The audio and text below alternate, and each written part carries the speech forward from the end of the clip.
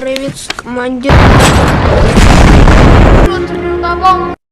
Movie की शुरुआत में एक 3 जन के परिवार को रसिया में किसी नदी के किनारे मस्ती करता हुआ दिखाते हैं। इनमें से सबसे छोटे वाले बच्चे का नाम सर्गी है। सर्गी अपने बड़े भाई और अपनी माँ को बड़े गर्व से एक पेड़ पर चढ़े रहने के बारे में बताता है। तभी अचानक ऊपर से एक जर्मन फाइटर जेट नजर आता है और ये देखकर उसकी माँ उन्हें जल्दी से झाड़ियों में छुपने को कहती है, मगर 6 साल का सर्गी कहता है कि उसे डर नहीं लगता और अपनी गुलेल से उस जेट पर हमला कर देता है। बच्चे के गुलेल से मारने से वहाँ जेट फट जाता है, मगर वो इधर उधर देखता है तो उसकी माँ और उसका भाई वहाँ से जा चुके हैं। सर्गी नींद से उठता है और अपने बुरे सपने से डरा होता है। वो अपनी माँ को पुकारता है। उसी टाइम दरवाजे पे कोई नॉक करता है। उसे लगता है कि उसकी माँ दरवाजे पर है, इसलिए वो भागा भागा दरवाजा खोलता है। अब दरवाजे पर उसकी पड़ोस की आंटी डरी भी वहाँ आती है और वो सर्गी को जिंदा देखकर भगवान का शुक्रगुजार करती है। फिर वो आंटी सर्गी को बताती है कि उसके भाई और माँ की डेथ हो गई। सर्गी को इस बात पर यकीन नहीं होता और वो जिद करता है कि वो घर में रह के अपनी माँ का आने का इंतजार करेगा। फिर वो घबराई हुई आंटी उसे बताती है कि जर्मन्स ने उन पर अटैक किया है और उसे अब यहाँ से भागना ही होगा। आंटी सर्गी को ऐसा बता ही रही होती है कि उसी समय कुछ सोल्जर्स उनके घर की तरफ आ जाते हैं। अब आंटी सर्गी को विंडो से बाहर जाके भागने को बोलती है और खुद भी भागने लगती है, बट इससे पहले कि वो भागे उसे शॉटगन से मार दिया जाता है। अब वो 6 साल का सर्गी अकेला है, ना उसका कोई परिवार है ना ही उसका कोई दोस्त है। जब सर्गी घर से भाग रहा होता है तो वो पीछे मुड़ के देखता है और उसे जर्मन के द्वारा लगाई हुई आग दिखती है अपने घर की जगह। वो रोता रोता अपनी माँ को पुकारता रहता है और भागता रहता है। बहुत देर तक भागने के बाद वो जंगल के बीच कहीं पहुंच जाता है। अब वो छोटा बच्चा डरा हुआ है और पूरी तरह से खो चुका है। अपनी माँ को आवाजें लगा रहा है। वो बोलता है कि वो गायब हो चुका है और प्लीज उसकी माँ के उसको ढूंढ ले। उसी रात वो जंगल में ही रहता है और अगली सुबह वो नदी से पानी पीता हुआ दिखाई देता है। उसी समय दुश्मन सोल्जर्स उसकी तरफ आ रहे होते हैं। उन्हें आता देख सर्गी को पता होता है कि वो डेंजर में है और वो फटाफट नजदीक में एक पेड़ की रूट्स में जाके छुप जाता है और वहाँ एक सांप आ जाता है और सर्गी सहम जाता है, बट वो ना तो भागता है और ना ही चिल्लाता है। सर्गी को तो सांप से ज्यादा उन सोल्जर से डर लग रहा था। वो सोल्जर सीवर के पास खाना खाते हैं और फिर वहाँ से चले जाते हैं। उनके जाते ही सर्गी उनका बचा हुआ खाना उठा के खा लेता है।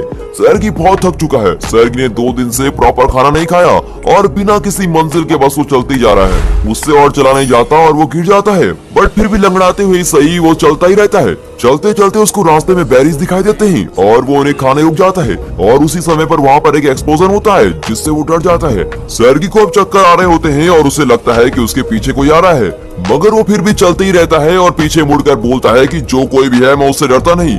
उसके पास राइफल है और वो जैसे ही आगे बढ़ता है वो गिर जाता है और वहीं सो जाता है। 2 सोल्जर सोए हुए सर्गी को उठा लेते हैं। स्टोरी के आगे के सीन में दिखाया जाता है कि कमांडर कुज़नेत्सोव कैंप बेस पे अपने सोल्जर के आने का वेट कर रहे हैं जो पेट्रोलिंग करने गए थे।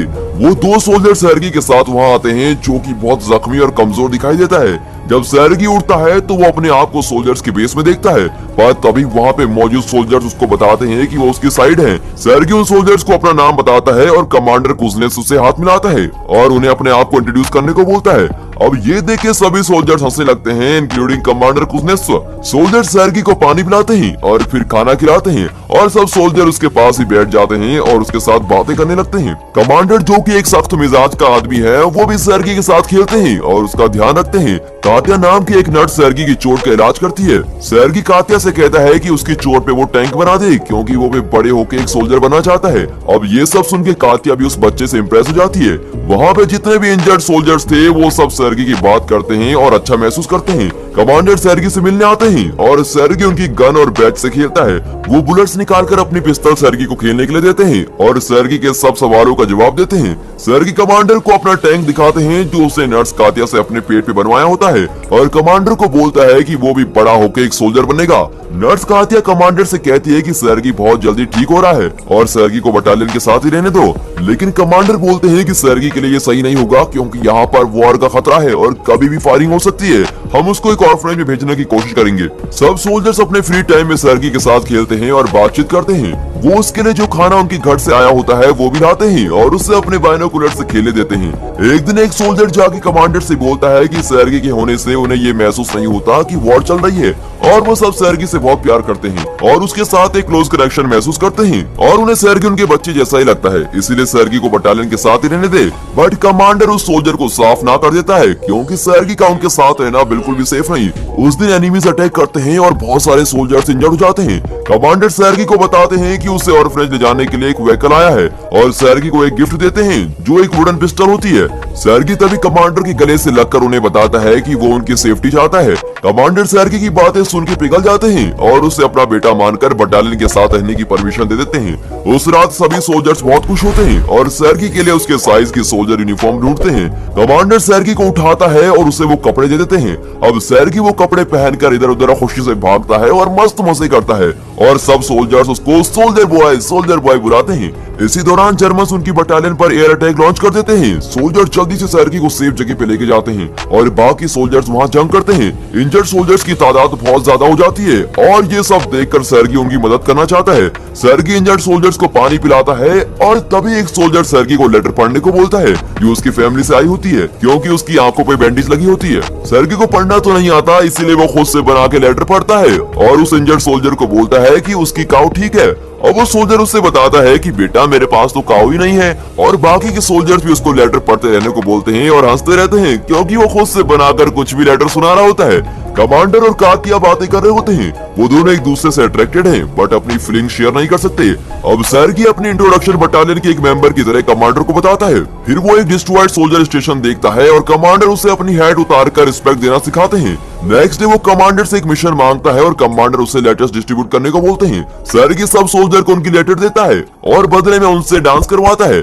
फिर सर्गी बेस कैंप से अपने बाइनोकुलर से खेलता हुआ कुछ दूर चला जाता है। अब वो भूसे में एक लात को हिलते हुए देखता है और भाग के बटालियन के पास जाके उनको ये बताता है। सोल्जर को इस बात पे यकीन नहीं होता लेकिन फिर भी वो उसके साथ चलने को तैयार हो जाते हैं और वहाँ वो देखते हैं कि दो जर्मन जासूस उस भूसे में छुपे हुए हैं और जासूसी कर रहे हैं। सोल्जर उन जासूस को अरेस्ट कर लेते हैं और सर्गी की समझदारी के लिए उसकी तारीफ करते हैं। उसी रात कमांडर सर्गी को उसके एडॉप्शन के लिए लीगल पेपर दिखाते हैं। अब कमांडर ऑफिशियली सर्गी के पिता है। सर्गी कमांडर के लिए कुछ करना चाहता है। वो जानता है कि कमांडर कातिया से प्यार करते हैं और ये बात बताने के लिए वो कमांडर को कातिया के पास ले जाता है, लेकिन वहाँ वो दोनों कातिया को किसी और आदमी से बात करते हुए देखते हैं और वहाँ से निराश होकर मुड़ जाते हैं। जर्मन्स उसके बेस कैंप पे फिर से अटैक करते हैं और सर्गी सोल्जर की मदद करना चाहता है, इसीलिए वो फ्रंट लाइन सोल्जर को गोला बारूद सप्लाई करता है।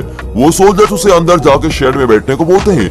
वहाँ शेड में कमांडर और सोल्जर्स बहुत पैनिक कर रहे होते हैं क्योंकि कर्नल से बात करने का टेलीफोन कनेक्शन टूट चुका होता है। अब एक सोल्जर वो वायर कनेक्शन ठीक करने के लिए जाता है और सर्गी भी उसके पीछे चला जाता है। वो सोल्जर बहुत ज्यादा घायल हो जाता है। सर्गी उस मरते हुए सोल्जर से वायर ठीक करने का तरीका पूछता है और उसे ठीक करता है। अब कनेक्शन बिल्ड करके वो सोल्जर और यूनिट को बुलाते हैं और इस तरह सर्गी सबकी जान बचा लेता है।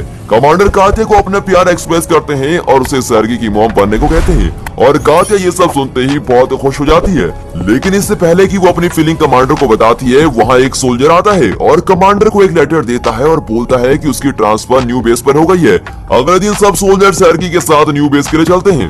रास्ते में एक मिनीफील्ड उनकी कुछ व्हीकल्स को डिस्ट्रॉय कर देता है। इसी दौरान कमांडर को चोट लग जाती है और एक्सप्लोजन्स में काफी सोल्जर मारे जाते हैं, जिनमें से एक से सर्गी बहुत ही अट्रैक्टेड था। वो रोते रोते कमांडर को हक करता है और जितने भी इंजर्ड सोल्जर होते हैं उन्हें न्यू बेस कैंप लेके जाते हैं। न्यू बेस में पहुंच के वो कमांडर के लीडर जनरल से मिलता है और जनरल भी सर्गी से बहुत इंप्रेस हो जाता है और जनरल कमांडर को कांग्रेचुलेट करते हैं। अगले दिन उनके डिवीजन और सर्गी को गार्ड का बैनर दिया जाता है। सर्गी जनरल से बैच लेते टाइम ये वादा करता है कि वो अपनी कंट्री की हमेशा रक्षा करेगा।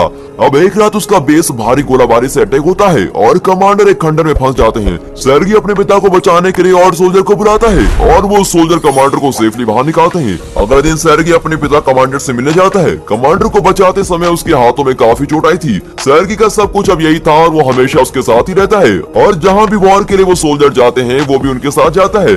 मूवी के एंड में रेजिमेंट दूसरी तरफ जा रही होती है और ये मूवी यहाँ पर खत्म होती है। सर्गी ने स्टेलिनग्रेड बैटल में हिस्सा लिया है और सोल्जर के साथ पोलैंड पहुंचता है। वो वर्ल्ड का यंगेस्ट सोल्जर है और उसकी ये लेजेंडरी स्टोरी पूरे वर्ल्ड में फेमस है। दोस्तों, आपको ये मूवी कैसे लगी कमेंट में जरूर बताइएगा और दोस्तों इस वीडियो को एक लाइक और चैनल को सब्सक्राइब जरूर कीजिए और हाँ, साथ ही साथ अपने फ्रेंड सर्कल में इस वीडियो को शेयर जरूर कीजिए। And finally thanks for watching. It's not a game, it's a rich game.